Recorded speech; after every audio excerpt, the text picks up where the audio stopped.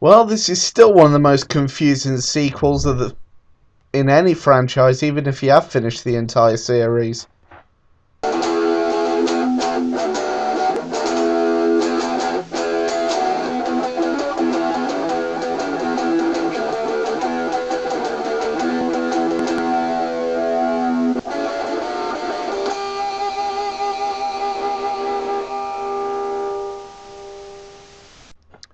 Metal Gear Solid 2 Sons of Liberty takes place both 2 years and 4 years after the Shadow Moses incident, and again, for at least the first part of the game, you take control of Solid Snake, where it's your job to infiltrate a tanker to obtain visual confirmation that a new Metal Gear is ready for testing, but instead it's a Metal Gear to take on other Metal Gears.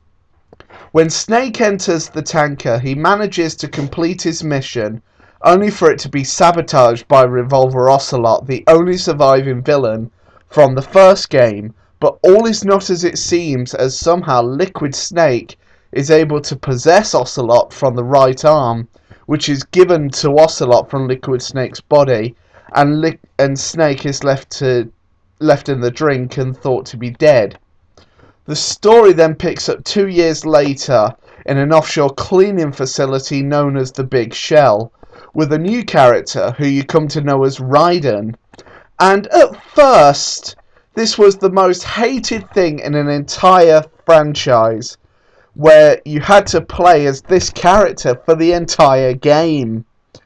You then come across a bunch of the strangest bosses you'll ever see in your life, but sadly none of them are quite as memorable as the ones from the first game. However, a character called Fat Man does come quite close, but I won't spoil why. And the end fight with a character known as Solidus is pretty cool as well, especially with the way how the mechanics work of it, which I won't give away as well.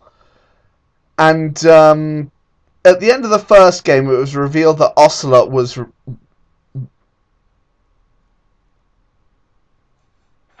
not who he actually said he was, and was actually working with the President of the United States, who turns out to be a third son of Big Boss. And it turns out to, of course, to be Solid Snake, but he's not a son, but instead he's a direct clone of Big Boss.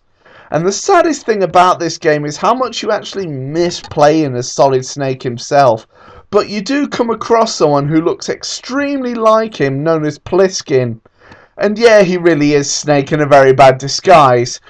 Now, for the time, the graphics was an amazing improvement over the first game, and you could actually see the eyes and mouth move in a normal human way for the first time, and the gameplay itself was still as solid as ever, while also making some great enhancements building off from the first game. But this left the fans with so many questions that wouldn't get answered for another 2 games, so as a final verdict, I'm going to give this one an 8 out of 10. Now be sure to comment below and tell me what your favourite moments are from this game. And give this like as well, and if you're new to my channel, feel free to click that subscribe button down below.